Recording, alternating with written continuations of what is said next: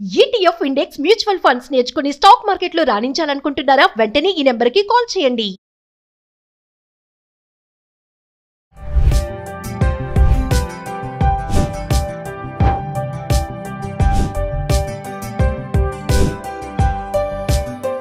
Hi viewers, India's largest digital media network Suman టీవీకి స్వాగతం.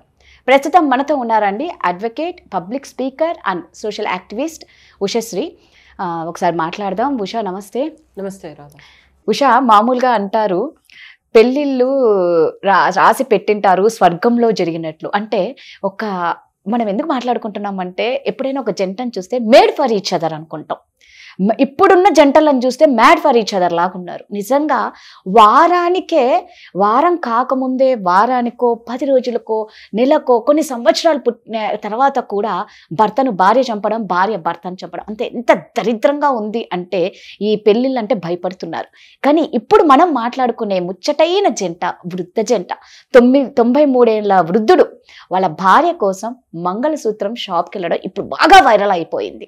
ఆ యజమాని ఫిదా అయింది. ఒక్కసారి దాని గురించి. నాకు కూడా అసలు ఆ వీడియో చాలా ఎమోషనల్ అయ్యో. అవునవును, కళ్ళవని నీళ్ళు వచ్చాయి. ఎందుకంటే రాధా, ఎక్కడైతే స్త్రీని దేవుళ్లాగా పూజిస్తారో, భర్త ఎప్పుడైతే స్త్రీకి వెలువస్తాడో, ఎప్పుడైతే భార్యని తన కన్న తల్లి కన్నా ఎక్కువగా ట్రీట్ చేస్తాడో, అతని జీవితం చాలా హ్యాపీగా, చాలా సుఖంగా, ధనం కూడా అంతే ఈక్వల్గా భగవంతుడు ఇస్తాడు. అలాంటి పుణ్యభూమిలో పుట్టిన మనం అసలు ఆయన్ని చూస్తే ఎంత ముచ్చటేసింది. మహారాష్ట్రకి చెందిన ఒక చిన్న రైతు కుటుంబానికి చెందిన ఫ్యామిలీ అండ్ జహంగీర్ గ్రామానికి చెందిన వారు వీళ్ళిద్దరు. అండ్ ఆయన ఎక్స్క్లూజివ్ గా అసలు ఏ సందర్భంలో ఈ పని చేశాడనేది చాలా ఇంపార్టెంట్. ఎందుకంటే ఆయన పేరు నివృత్తి షిండే అండ్ వైఫ్ పేరు శాంతాబాయ్. మనం మహారాష్ట్ర అంటే షిర్డి సాయిబాబా ఇవన్నీ గుర్తొస్తాయి మనకి. సో ఆయన చాలా శాస్త్రోక్తంగా పంచగట్టుకొని తలపైన బాగా పెట్టుకొని అంత పండు ముసలైన భార్యను తీసుకొని అసలు చక్కగా ఆ బంగారపు షాప్కి వెళ్ళడం. సో ఆ షాప్కి వెళ్ళడానికి రీజన్ ఏంటో తెలుసా? ఆషాఢ ఏకాదశి సందర్భంగా వాళ్ళు ఒక యాత్ర చేద్దామని డిసైడ్ అయ్యారు, పండరీపురానికి కాలినడకన. సో ఆ యాత్ర చేయాలి అంటే భర్తగా ఆయన బాధ్యత. సో సుమంగళిగా తన భార్యను తీసుకెళ్ళాలి, చక్కగా ఆవిడకి మంగళసూత్రాలు కొనివ్వాలి కొత్తవి అని చెప్పి ఛత్రపతి సంభాజీ నగర్ లో ఒక చిన్న బంగారపు దుకాణానికి వెళ్ళారు.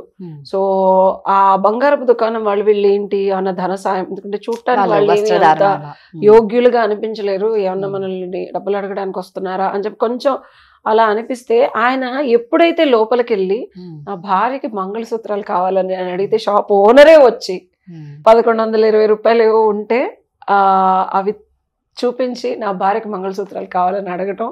అండ్ ఆ ఓనరే ఆయన ప్రేమకి ముగ్ధ మనోహరుడైపోయి అసలు ఇంత పెద్ద ఆయన భార్యని తీసుకొచ్చి మంగళసూత్రాలు అడుగుతున్నారంటే, సో 20 రూపాయలకే తీసుకోండి అని చెప్పి ఆయన మంగళసూత్రాలు ఆ పెద్దవాళ్ళకి, నాకు తెలిసి అలాంటి వాళ్ళకి మనం కాళ్ళకి దండం పెట్టాలి. ఎందుకంటే ఆ అన్యోన్యత, ఆ దాంపత్యం.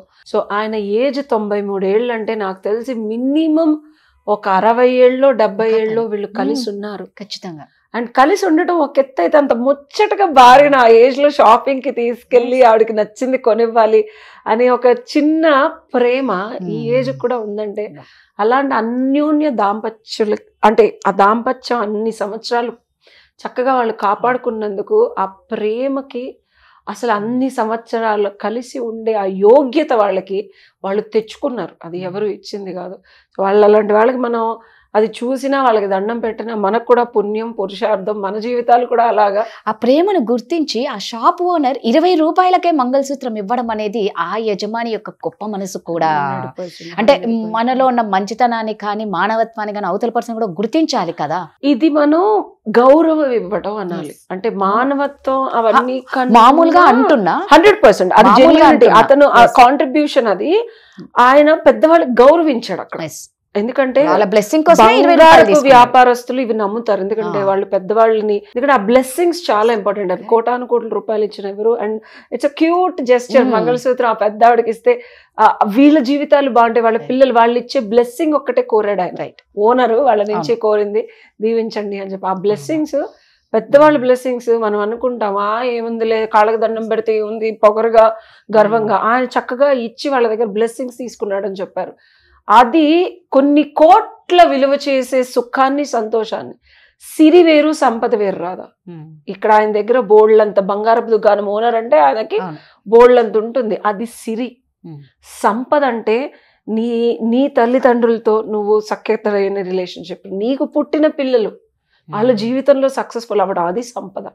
నీ భార్య నీతో సఖ్యతగా ఉండటం, అది సంపద. డబ్బు అందరి దగ్గర ఉంటుంది, సంపద అలాంటి వాళ్ళ దీవెనల వల్ల వస్తుంది. కాబట్టి ఆ షాప్ ఓనర్ కూడా ఆలోచించి మరి ఆ గౌరవం వాళ్ళకి ఇచ్చి ఆ సంపద ఆయనకి సస్యశ్యామలంగా ఉండాలని వాళ్ళ దీవెనలు తీసుకున్నాడు. కరెక్ట్. నిజంగా ఈ ముచ్చటైన జంటను చూస్తే చాలా మంది మారాలి కూడా, నేర్చుకోవాలి. ఎన్ని సంవత్సరాల వాళ్ళ అన్యోన్యమైన దాంపత్య జీవితంలో వాళ్ళకి కూడా గొడవలు వచ్చింటాయి, రాకుండా ఎవరికి ఉండరు. ఆ అండర్స్టాండింగ్ ఉండి ఆ ప్రేమను అన్నావు చూడు ఇందాక, భర్త ఒక కూతురులాగా, తల్లిలాగా భార్యను చూసుకుంటే, భార్య కూడా భర్తని ఒక తండ్రిలాగా, పిల్లాడిలాగా చూసుకుంటే ఖచ్చితంగా ఆ ఇద్దరి భార్యాభర్తల అన్యోన్యమైన దాంపత్యం ఇదిగో వీళ్ళలాగే ఉంటుంది. రేపు మీరు కూడా 93 ఏళ్ళు వచ్చిన తర్వాత మీ భార్యలను చక్కగా తీసుకెళ్లి తాలిబొట్లు తీసుకోవచ్చు.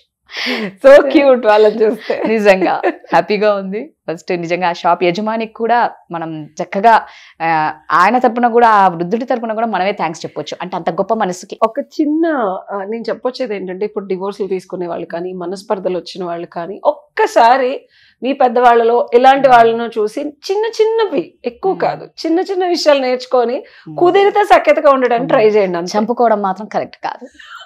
Thank you.